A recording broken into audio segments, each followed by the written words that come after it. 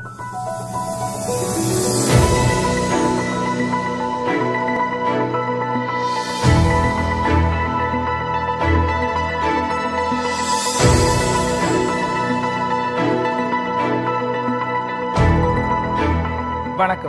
CITU செய்திகள் வாசிப்பவர் மா கார்த்திக். முதலில் தலைப்புச் செய்திகள். அரசு ஊழியராக்க அங்கன்வாடி ஊழியர்கள் போராட்டம். விரைவில் அறிவிப்பு வரும் என அரசு செயலர் வாக்குறுதி. கார்ப்பரேட் ஆதரவு அறிக்கையாக மத்திய பட்ஜெட். கண்டனம் முழங்க CITU அறைகூவல். அமெரிக்காவின் சிகாகோ நகரில் அரசை எதிர்த்து போராடும் ஆசிரியர்கள் ஆதரவு பெருகுகிறது. டெல்லியின் சாலையில் கோட்டை சுவர்கள். காவல்துறையினரின் காட்டுமிராண்டித்தனம். 10,000 ஊழியர்களை வெளியேற்றும் ஜெர்மன் நாட்டின் காமர்ஸ் வங்கி. போராட்டம் வலுக்கிறது. தமிழ்நாடு அரசு ஊழியர் சங்கத்தின் தொடர் மறியல் போராட்டம். அரசுக்கு நெருக்கடி. தமிழ்நாடு குடிநீர் வடிகால் வாரிய தொழிலாளர்களின் தொடர் காத்திருப்பு போராட்டம். கியூபா நாட்டின் நோய் தடுப்பு மருந்து பிரிவிற்கு நோபல் அமைதி பரிசு. தென்னாப்பிரிக்கா பரிந்துரை. அதிமுக அரசின் ஊழல் முறையீடுகளை திரையிட்டு மறைக்கும் ஆளுநர் உரை. அடக்குமுறைகளை தகர்த்த விவசாயிகள். நாடு முழுவதும் போராட்டம் பரவுகிறது. 15 ஆண்டுகள் நிறைவடைந்த வாகனங்களை பயன்பாட்டிலிருந்து நீக்கும் முடிவு. பட்ஜெட்டில் அறிவிப்பு. இனி விரிவான செய்திகள். 2021ஆம் ஆண்டின் தமிழ்நாடு சட்டப்பேரவையின் முதல் கூட்டத்தொடரின் ஆளுநர் உரை உழைப்பாளி மக்களின் எதிர்பார்ப்புகளுக்கு மிகவும் ஏமாற்றம் அளிப்பதாக அமைந்துள்ளது. சட்டப்பேரவையில் கேள்வி கேட்ட எதிர்க்கட்சி உறுப்பினர்களை வெளிநடப்பு செய்துவிட்டு போய்விடுங்கள் என்று ஆளுநர் கூறியது சட்டப்பேரவையின் ஜனநாயக மாண்பை கேலி கூத்தாக்குவதாகும். வரலாறு காணாத விலைவாசியை குறைப்பதற்கோ பெட்ரோல் டீசல் விலையை குறைப்பதற்கோ வாழ்வாதாரம் இழந்து தவிக்கும் மக்களுக்கு ரூபாய் 7,500 நிவாரணம் வழங்குவதற்கோ ஆளுநர் உரையில் எதுவும் இல்லை. 73 ஒப்பந்தங்கள் போடப்பட்டு 60,674 கோடி ரூபாய் முதலீடு வந்ததாகவும் இளைஞர்களுக்கு வேலைவாய்ப்பு வழங்கப்பட்டதாக கதை கலந்துள்ளது. அரசு துறையில் காலியாக உள்ள 3 லட்சம் காலியிடங்களை நிரப்புவது சம்பந்தமான எந்த அறிவிப்பும் வெளியிடப்படவில்லை. கோயில் நிலங்களில் பல ஆண்டுகளாக குடியிருக்கும் மக்களுக்கு வீட்டுமனை பட்டா குறித்த அறிவிப்பு எதுவும் வெளியிடப்படவில்லை. மத்திய அரசாங்கத்தின் மிரட்டலுக்கு அடிபணிந்து மாநில உரிமைகளை காவு கொடுத்து நாடாளுமன்றத்தில் ஒப்புதல் கொடுப்பது, தமிழகத்திற்கு விரோதமான திட்டங்களை ஆதரிப்பது போன்ற இரட்டை வேடங்கள் ஆளுநர் உரையில் மறைக்கப்பட்டாலும் மக்கள் மன்றத்தில் மறைக்க முடியாது என்று CPM தெரிவித்துள்ளது. புதிய ஓய்வூதிய திட்டத்தை ரத்து செய்து பழைய ஓய்வூதிய திட்டத்தை அமல்படுத்த வேண்டும். சத்துணவு மற்றும் அங்கன்வாடி ஊழியர்கள், வருவாய் கிராம உதவியாளர்கள், நூலகர்கள், MRP செவிலியர்கள், ஊராட்சி செயலாளர்கள் உள்ளிட்டவர்கள் 3.5 லட்சம் ஊழியர்களுக்கு வரையறுக்கப்பட்ட ஊதியம் வழங்க வேண்டும். அவுட் சோர்சிங் முறை மற்றும் ஆட்குறைப்பு நடவடிக்கைகளை கைவிட வேண்டும். 4.5 லட்சம் காலி பணியிடங்களை நிரப்ப வேண்டும். 21 மாநில நிலுவை ஊதியம் வழங்க வேண்டும். கொரோனா காலத்தில் பறிக்கப்பட்ட சலுகைகளை திரும்ப தர வேண்டும் ஆகிய கோரிக்கைகளை வலியுறுத்தி தமிழ்நாடு அரசு ஊழியர் சங்கத்தினர் பிப்ரவரி 2 அன்று மாவட்ட தலைநகரங்களில் தொடர் மறியல் மற்றும் சிறை நிரப்பும் போராட்டம் நடத்தினர். சென்னை எழிலகத்தில் மாநில தலைவர் மு. அன்பரசு தலைமையில் நடைபெற்ற போராட்டத்தை சங்கத்தின் பொதுச் செயலாளர் செல்வம் தொடங்கி வைத்தார். அரசு ஊழியர் சங்க போராட்ட அறிவிப்பை தொடர்ந்து 2019 போராட்டத்தில் ஈடுபட்டவர்கள் மீதான 17B குற்ற குறிப்பாணையை தமிழக அரசு ரத்து செய்துள்ளது. தமிழக அரசு TNGEA சங்கத்தையும் ஜாக்டோ ஜியோ நிர்வாகிகளையும் அழைத்து பேசி கோரிக்கைகள் நிறைவேறும் வரை போராட்டம் தொடர்ந்து நடைபெற்று வருகிறது. தமிழ்நாடு அரசு தன்னுடைய வருவாய் தேவைக்காக மது விற்பனையை செய்து வருகிறது. மற்ற தொழில்கள் எல்லாம் வேலை வாய்ப்புக்காக துவங்கப்படுகிறது என்றால் டாஸ்மாக் மட்டுமே வருவாய்க்காக துவக்கப்பட்டுள்ளது. ஆவின் மற்றும் பொது விநியோக ஊழியர்களைப் போல் சுயமரியாதையோடு டாஸ்மாக் ஊழியர்கள் நடத்தப்பட வேண்டும். டாஸ்மாக் கடைகளில் 36,000க்கும் மேற்பட்டோர் பணிபுரிந்து வந்த நிலையில் வேறு வேலை மற்றும் இறப்பு போன்றவைகளால் ஊழியர்கள் எண்ணிக்கை தற்பொழுது 26,000ஆக குறைந்துள்ளது. கடந்த 18 ஆண்டுகளாக பணிபுரிந்து வரும் ஊழியர்களுக்கு சட்டப்படியான குறைந்தபட்ச ஊதியம் பணிவுடன் முறைப்படுத்தப்படவில்லை. ஒரே மாதிரியான உழைப்பு செய்யப்பட்டாலும் மாறுபட்ட ஊதியம் வழங்கப்படுகின்றது. நிரந்தர தன்மையுள்ள வேலை என்பதே போராட்டத்தில் நோக்கமாகும். வேலை நிறுத்தத்திற்கு எதிராக நீதிமன்றம் மூலம் தடையாணை பெறும் அவல நிலை இங்குள்ளது. போராட்டத்திற்கு தடை விதித்து அலைகழிக்கும் உச்சநீதிமன்றம் டாஸ்மாக் ஊழியர்களின் நியாயமான கோரிக்கைகள் குறித்து ஏன் ஆய்வு செய்யவில்லை? டாஸ்மாக் ஊழியர்களை ஏன் நிரந்தரப்படுத்தவில்லை? பண்டிகை விடுப்பு ஏன் தரவில்லை? உலகம் முழுவதும் உள்ள 8 மணி நேர வேலை இவர்களுக்கு மட்டும் ஏன் மறுக்கப்படுகிறது? சென்னையில் 2021 பிப்ரவரி 2 அன்று காத்திருப்பு போராட்டத்தை CITU தமிழ்நாடு மாநில தலைவர் சவுந்தரராஜன் துவக்கி வைத்தார். தமிழ்நாடு குடிநீர் வடிகால் வாரியத்தில் பணியாற்றும் ஒப்பந்த ஊழியர்களுக்கு வாரிய ஆணைப்படி ஊதியம் வங்கி வாயிலாக ரூபாய் 13,500 கொடுக்க வேண்டும். அதை ஒப்பந்ததாரர்கள் குறைத்து கொடுக்கிறார்கள். வாரிய அதிகாரிகள் இதனை கண்காணிக்க மறுக்கிறார்கள். அடையாள அட்டை தர வேண்டும். 480 நாட்கள் பணியாற்றினால் அவர்களை சட்டப்படி பணி நிரந்தரம் செய்ய வேண்டும். வருட கணக்கில் நிறுத்தி வைக்கப்பட்டுள்ள ஓய்வுகால பலன்களை வழங்க வேண்டும். காலி பணியிடங்களை நிரப்ப வேண்டும். வாரிசுகளுக்கு வேலை வழங்க வேண்டும். 1997 தொகுப்பூதிய அடிப்படையில் நியமிக்கப்பட்டவர்களுக்கு காலமுறை ஊதியம் 1/8/2006 அன்று முதல் கொடுக்கப்பட்டது. ஆனால் உச்சநீதிமன்ற உத்தரவுப்படி 1998 கொடுக்க வேண்டும் என்பன உள்ளிட்ட கோரிக்கைகளை வலியுறுத்தி தமிழ்நாடு குடிநீர் வடிகால் வாரிய ஊழியர் மத்திய அமைப்பின் சார்பில் ஜனவரி 2 அன்று சென்னை வாரிய அலுவலகத்தில் நடைபெற்ற காத்திருப்பு போராட்டத்தை CITU தமிழ்நாடு மாநில பொதுச் செயலாளர் G. சுகுமாரன் துவக்கி வைத்தார். நிர்வாகம் காலதாமதம் செய்வதை ஏற்க முடியாது. அரசு கோரிக்கைகளை நிறைவேற்றி போராட்டத்தை முடிவுக்கு கொண்டு வராவிட்டால் தமிழகம் முழுவதும் உள்ள ஊழியர்கள் போராட்டத்தில் பங்கேற்கும் நிலை உருவாகும் என எச்சரித்துள்ளார். கரும்பு வெட்டிய 14 நாட்களில் விவசாயிகளுக்கு பணப்பட்டுவாடா செய்ய வேண்டும். குறித்த தேதியில் பணம் வழங்கவில்லை என்றால் விவசாயிகளுக்கு 15 விழுக்காடு வட்டியும் வழங்க வேண்டும் என்பது சட்டம்.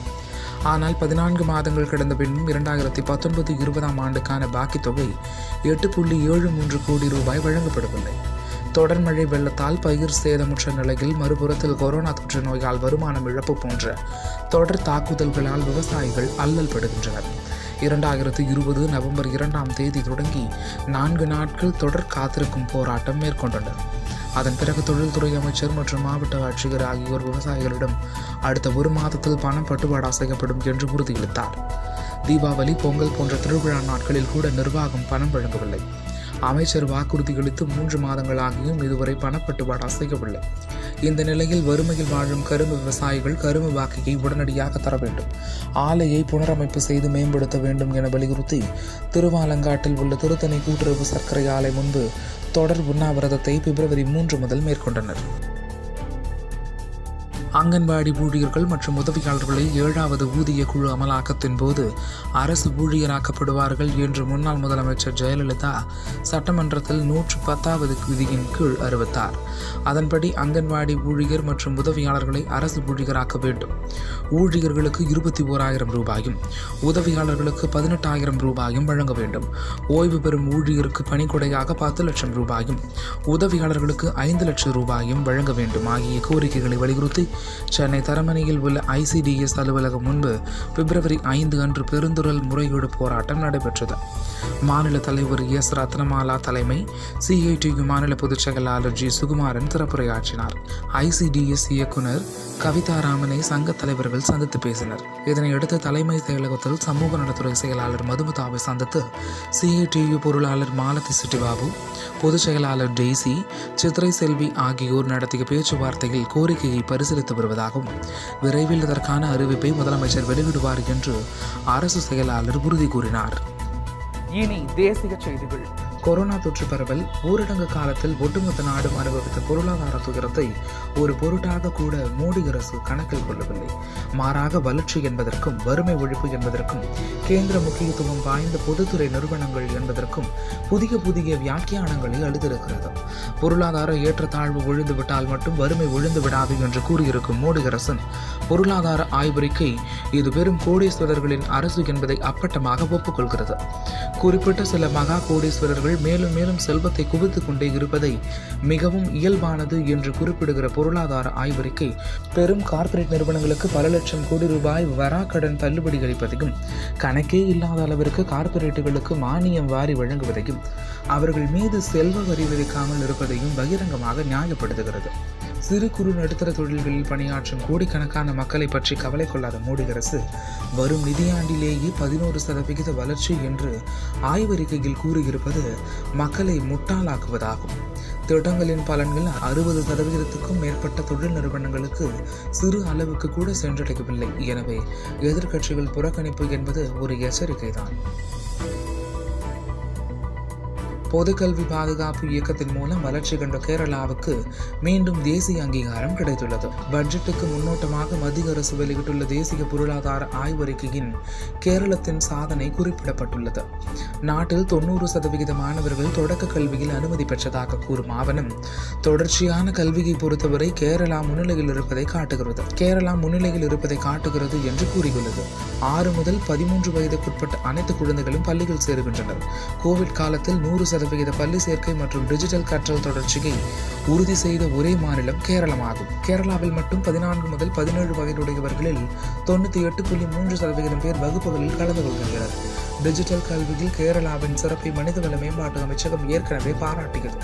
மாநிலத்தில் பொது கல்வித்துறையை வலுப்படுத்த கடுமையாக உழைத்த அனைவருக்கும் இந்த அங்கீகாரத்தின் பங்குள்ளது என்று பொதுக்கல்வித்துறை அமைச்சர் சி ரவீந்திரநாத் செய்தியாளர்களிடம் தெரிவித்தார்.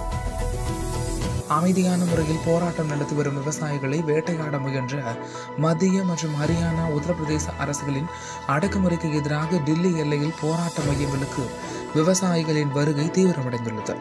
சாலையில் பள்ளங்கள் அமைத்தும் போக்குவரத்தை தடுப்பதன் மூலமும் போராட்ட மையங்களை சுற்றி வளைத்தும் தண்ணீர், மின்சாரம், இணைய தொடர்பை துண்டிப்பதன் மூலமும் விவசாயிகளின் வருகையை தடுக்க மத்திய மாநில அரசுகள் மேற்கொண்ட முயற்சிகள் தோல்வியடைந்துள்ளன. காசிப்பூர் மையத்தை வலுக்கட்டாயமாக அப்புறப்படுத்த மத்திய மற்றும் உத்தரப்பிரதேச அரசாங்கங்கள் மேற்கொண்ட நடவடிக்கை போராட்டத்தை தீவிரப்படுத்தியுள்ளதாக பாஜக தெரிவித்துள்ளது. பாரதிய கிசான் யூனியன் தலைவர் ராகேஷ் திகாயத்தை கைது செய்வதற்கான முயற்சியை ஹரியானா மற்றும் மேற்கு உத்தரப்பிரதேசத்தை சேர்ந்த பாஜக எம்பிக்கள் விமர்சித்துள்ளனர். 1000க்கும் குறைவான எதிர்ப்பாளர்களை கொண்டிருந்த காசிப்பூரில் இப்போது பல்லாயிரக்கணக்கான விவசாயிகள் உள்ளனர்.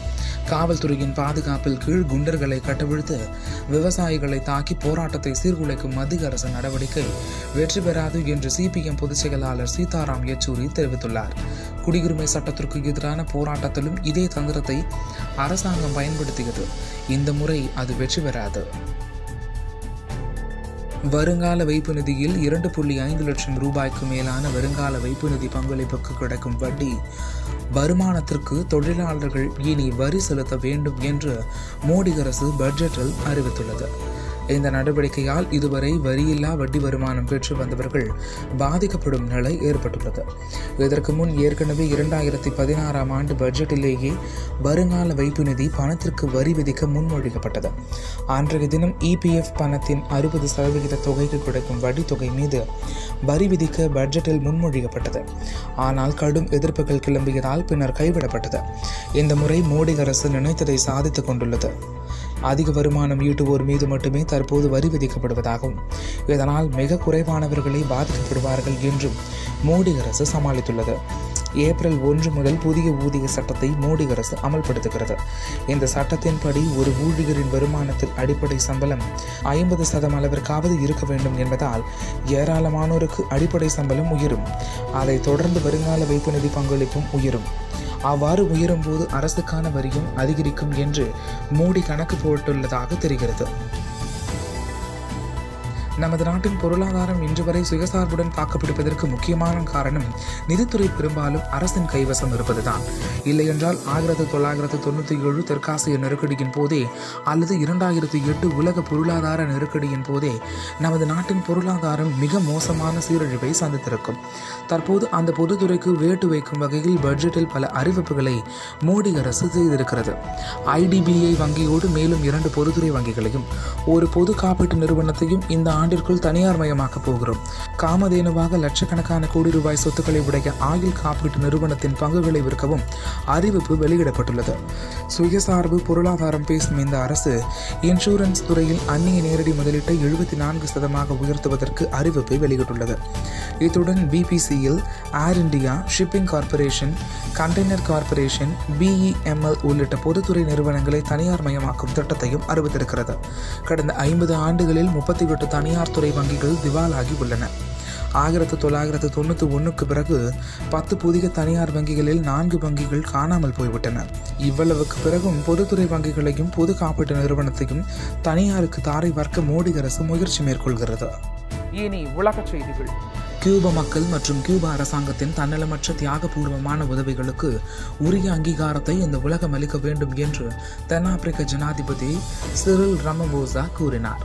உலகின் பல பகுதிகளுக்கும் தென்னாப்பிரிக்காவிற்கும் வந்து எண்ணற்ற நோயாளிகளை தொற்று நோயின் பிடியிலிருந்து காப்பாற்றிய கியூபாவின் மருத்துவ படையாக அறியப்படுகிற டாக்டர் ஹென்றி ரெவி தொற்று நோய் தடுப்பு மற்றும் கடும் கொள்ளை நோய்கள் தடுப்பு மருத்துவர்களின் சர்வதேச குழுவிற்கு 2021 நோபல் அமைதி விருது அளித்தால் மிக பொருத்தமானதாக இருக்கும் என்று தென்னாப்பிரிக்க அமைச்சரவை தனது முன்மொழிவை சமர்ப்பிக்கிறது என ஜனாதிபதி சிரில் தெரிவித்தார். மனித குலமே அஞ்சி நடுங்கிய கொடிய தொற்று நோய்க்கு எதிராக உலக மக்களை விடுவிக்க உலகின் பல்வேறு நாடுகளுக்கு 300க்கும் அதிகமான மருத்துவர்களை கியூபா அனுப்பியது. மிகப்பெரிய தீவு நாடு இத்தனை பெரிய எண்ணிக்கையில் மருத்துவர்களை அனுப்பி உயிர்களை காத்ததன் மூலம் மாபெரும் வரலாறு படைத்திருக்கிறது என்று பெருமிதத்துடன் தெரிவித்தார். தொற்று நோயின் மரணப்பிடியில் சிக்கிய 38,000க்கும் அதிகமான நோயாளிகளை வியக்கத்தக்க முறையில் பாதுகாத்து நிரபரிக்கும் காலனி ஆதிக்கத்திற்கும் எதிரான ஆப்பிரிக்காவின் மாபெரும் போராட்டத்தில் கியூபாவிற்கு உள்ள பங்கும் ஃபிடல் காஸ்ட்ரோ மற்றும் சேகுவாரா ஆகிய மாபெரும் புரட்சியாளர்களின் பங்கும் வரலாற்று சிறப்புமிக்கது. அமெரிக்க நாட்டின் சிகாகோ மாகாணத்தின் மேயர் ஆசிரியர்கள் கண்டிப்பாக பணிக்கு திரும்ப வேண்டும் என்று போட்ட உத்தரவிற்கு எதிரான போராட்டத்திற்கு அமெரிக்காவிலும் சர்வதேச அளவிலும் ஆதரவு பெருகி வருகிறது. மேயர் தொழிற்சங்கங்களுடன் பேச்சுவார்த்தை நடத்தி பணிக்கு திரும்ப சொன்ன பிறகும் கொரோனா தொற்றின் தாக்கம் கடுமையாக இருப்பதால் ஆசிரியர்கள் வீட்டிலிருந்தே ஆன்லைன் மூலமாக வகுப்புகளை நடத்துவார்கள் என்று தொழிற்சங்கங்கள் முடிவெடுத்துள்ளன. ஆட்சியாளர்கள், பஸ் ஓட்டுநர்கள், ஆசிரியர்கள், கல்லூரி முதல்வர்கள், உணவக தொழிலாளர்கள், பாதுகாவலர்கள், குடும்ப உறுப்பினர்கள் தொற்றால் பாதிக்கப்பட்டு இருந்த சம்பவங்களை கணக்கில் கொள்ளவில்லை. தங்களின் லாப நோக்கத்திற்காகவே பாதுகாப்பற்ற சூழ்நிலையில் பணிக்கு வர சொல்வதை ஏற்கக்கூடாது என்று போராட்டத்தை ஆதரிப்பவர்கள் உறுதியாக இருக்கின்றனர். கடந்த 10 மாதங்களில் 4,50,000 பேர் கொரோனா தொற்றால் பாதிக்கப்பட்டுள்ளார்கள். ஏற்கனவே நியூயார்க் நகரின் கல்வி நிலையங்கள் திறந்த பிறகு தொற்றால் பாதிக்கப்பட்டவர்களின் எண்ணிக்கை கடுமையாக உயர்ந்தது. சிகாகோ, மெக்சிகன், இண்டியானா நகரங்களில் உள்ள வாகன உற்பத்தி தொழிலாளர்கள் பாதுகாப்பான சூழ்நிலை உருவாகும் வரை கல்வி நிலையங்களை திறக்கக்கூடாது, தேவைப்பட்டால் பொது வேலை நிறுத்தம் செய்யவும் தயாராக இருப்பதாகவும் தெரிவித்துள்ளனர். துருக்கி நாட்டில் கொரோனா தொற்றை கட்டுப்படுத்த ஆட்சியாளர்கள் தவறிய காரணத்தால் தொழிலாளர்கள் தங்களின் அடிப்படை உரிமைக்காக போராடி வருகிறார்கள். அமனா புட்ஸ் என்ற நிறுவனத்தில் தொழிற்சங்கத்தில் உறுப்பினராக சேர்ந்ததற்கு வேலை நீக்கம் செய்யப்பட்டதை எதிர்த்தும் கட்டுமான நிறுவனத்தில் கொடுபடா ஊதியத்திற்காகவும் போராட்டங்கள் வெடித்தன. வேலை பறிப்பு மற்றும் கட்டாய விடுப்பில் செல்ல தொழிலாளர்களை நிர்பந்தப்படுத்துவதை எதிர்த்தும் உலோக தொழிலாளர்களின் வேலை நிறுத்தம் நடைபெற்றது. வேலை நீக்கத்தால் பாதிக்கப்பட்ட லட்சக்கணக்கான தொழிலாளர்களை குறுகிய காலத்திற்கு குறைந்தபட்ச நிவாரணத்தை மட்டுமே பெற முடிந்தது. இதனால் மக்களின் வாழ்க்கை தரம் மோசமடைந்து பணவீக்கம் 3 மடங்கு அதிகமாகியுள்ளது. இதை மூடி மறைக்க அரசு புள்ளி விவரங்களை வைத்து ஏமாற்றி வருகிறது. சூரியகாந்தி எண்ணெய் 80%, முட்டை 130%, சிக்கன் 56%, ஆலிவ் ஆயில் 66% என விலைகள் உயரும் போது கிட்டத்தட்ட 1 கோடி பேர் அரசு நிர்ணயித்துள்ள வறுமை கோட்டின் அளவிற்கான கூலியை தான் பெற முடிந்தது. நூற்றுக்கணக்கான கோடிகளை கார்ப்பரேட்டுகளுக்கு அள்ளி கொடுத்து தொழிலாளர்கள் மீது அந்த சுமையை திணித்து வருகிறது. 25 லட்சம் மக்கள் கொரோனா தொற்றால் பாதிக்கப்பட்டு 36 சுகாதார ஊழியர்கள் உட்பட 26,000 பேர் இறந்துள்ளனர். ஜெர்மன் நாட்டில் உள்ள காமர்ஸ் வங்கி 10,000 பேரை வேலையிலிருந்து வெளியேற்றவும் கிட்டத்தட்ட 340 கிளைகள் மூடுவதற்கு முடிவு அறிவிக்கப்பட்ட நேரத்தில் அந்நிறுவனத்தின் பங்குகளில் விலை 6% உயர்ந்தது. இதனால் அந்த நிறுவனத்திற்கு 140 கோடி யூரோ அளவிற்கு செலவினங்கள் குறையும் என்று எதிர்பார்க்கப்படுகிறது. நாங்கள் யாரையும் கட்டாயப்படுத்தி வெளியேற்றவில்லை என்றும் இந்த ஆட்குறைப்பை படிப்படியாக குறைப்பதாகவும் தற்போதைய கொரோனா காலகட்டத்தில் இதை தவிர வேறு வழியில்லை என்று தொழிலாளர்களை நிர்பந்தப்படுத்துகிறது. பெரும்பான்மை பங்குதாரராக அரசு இருப்பதால் தான் நாகரிகமாக வெளியேற்றுகிறோம் என்று நிர்வாகத்தினர் தெரிவிக்கின்றனர். மக்களின் வரி பணத்திலிருந்து அரசு நிதியாக கோடிக்கணக்கான யூரோக்களை பெற்று தன்னுடைய லாபத்தை தக்க வைத்துக் கொள்ளவும் செலவினங்களை குறைக்கவும் ஊழியர்களை பழிவாங்கி வருகிறது. வங்கியின் 15.6% பங்குதாரராக இருக்கும் ஜெர்மன் அரசு அங்கீகரித்துள்ளது. ஆட்குறைப்புக்கு அரசை முன்மாதிரியாக இருப்பதால் மோட்டார் தொழிலாளர்களும் சில்லறை வர்த்தக தொழிலாளர்களும் ஆட்குறைப்பை சந்திக்க தயாராக வேண்டிய சூழ்நிலை உருவாகியுள்ளது. அரசின் இந்த நடவடிக்கையை இடதுசாரிகள் கடுமையாக விமர்சித்துள்ளனர். பிரான்ஸ் நாட்டில் பிப்ரவரி 4 அன்று 100க்கும் மேற்பட்ட மையங்களில் தொழிலாளர்கள் மற்றும் இளைஞர்களின் பிரச்சனைகளை தீர்க்க தவறிய அரசை கண்டித்து மத்திய தொழிற்சங்கங்களின் நாடு தழுவிய வேலைநிறுத்த போராட்டம் நடைபெற்றது. அரசு அறிவித்த குறைந்தபட்ச ஊதியம் தொழிலாளர்களின் கோபத்தை அதிகப்படுத்தியது. கொரோனா காலத்தில் லட்சக்கணக்கான தொழிலாளர்கள் வேலை இழந்துள்ள சூழ்நிலையில் அரசு அறிவித்த நிவாரண திட்டங்கள் பாதிக்கப்பட்டவர்களுக்கு சென்றடையவில்லை. சுகாதார ஊழியர்கள், ஆசிரியர்கள் மற்றும் அரசு ஊழியர்கள் தங்களின் ஊதியம் உயர்த்தப்பட வேண்டும் என்ற கோரிக்கைக்கு அரசு செவிசாய்க்கவில்லை. 47% இளைஞர்கள் தங்களின் வேலை வாய்ப்புகள் பற்றிய கவலையும் 20% இளைஞர்கள் வேலை இல்லாமலும் இருக்கின்றனர். தொழில் நிறுவனங்களின் கதவடைப்பை முடிவு கொண்டு வந்து தொழில்களை மீண்டும் துவக்குவதன் மூலம் வேலை வாய்ப்புகளும் ஊதிய உயர்வும் ஓய்வூதியமும் அதிகரிக்கும். மேலும் பொது போக்குவரத்திலும் நிறுவனங்களை நவீனப்படுத்துவதிலும் அரசு முதலீடுகளை அதிகப்படுத்த வேண்டும் என்று பிரான்ஸ் பொதுவுடைமை கட்சி கோரிக்கை வைத்துள்ளது. ஜனவரி 21 சுகாதார ஊழியர்களும், ஜனவரி 26 ஆசிரியர்களும், ஜனவரி 28 எரிசக்தி துறை ஊழியர்களும் தங்களின் உரிமைக்காகவும் பாதுகாப்பான சூழ்நிலையை உருவாக்கவும் போராடினார்கள். மீண்டும் தலைப்புச் செய்திகள். அரசு ஊழியராக்க அங்கன்வாடி ஊழியர்கள் போராட்டம், விரைவில் அறிவிப்பு வரும் என அரசு செயலர் வாக்குறுதி. கார்ப்பரேட் ஆதரவு அறிக்கையாக மத்திய பட்ஜெட், கண்டனம் முழங்க CITU அறைகூவல். அமெரிக்காவின் சிகாகோ நகரில் அரசை எதிர்த்து போராடும் ஆசிரியர்கள் ஆதரவு பெருகுகிறது. டெல்லியின் சாலையில் கோட்டை சுவர்கள், காவல்துறையினரின் காட்டுமிராண்டித்தனம். 10,000 ஊழியர்களை வெளியேற்றும் ஜெர்மன் நாட்டின் காமர்ஸ் வங்கி, போராட்டம் வலுக்கிறது. தமிழ்நாடு அரசு ஊழியர் சங்கத்தின் தொடர் மறியல் போராட்டம், அரசுக்கு நெருக்கடி. தமிழ்நாடு குடிநீர் வடிகால் வாரிய தொழிலாளர்களின் தொடர் காத்திருப்பு போராட்டம். கியூபா நாட்டின் நோய் தடுப்பு மருந்து பிரிவுக்கு நோபல் அமைதி பரிசு, தென்னாப்பிரிக்கா பரிந்துரை. அதிமுக அரசின் ஊழல் முறையீடுகளை திரையிட்டு மறைக்கும் ஆளுநர் உரை. அடக்குமுறைகளை தகர்த்த விவசாயிகள், நாடு முழுவதும் போராட்டம் பரவுகிறது. 15 ஆண்டுகள் நிறைவடைந்த வாகனங்களை பயன்பாட்டிலிருந்து நீக்கும் முடிவு, பட்ஜெட்டில் அறிவிப்பு. செய்திகள் இத்துடன் நிறைவடைந்தன. வணக்கம்.